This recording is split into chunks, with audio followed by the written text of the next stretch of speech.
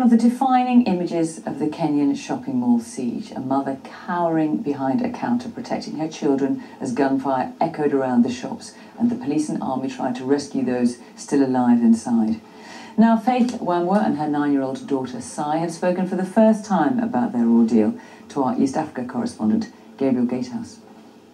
I was scared, very scared.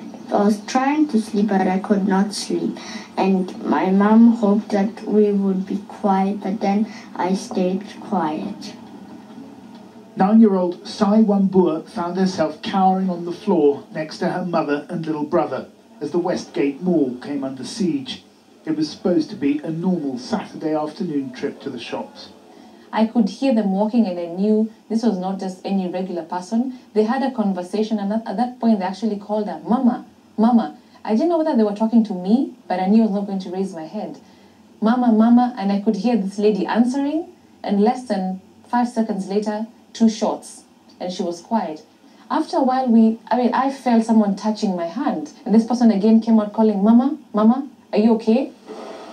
This was the point where I just played dead. And then he came in front to me and Ty, and he touched me and Ty saying, baby, baby, baby.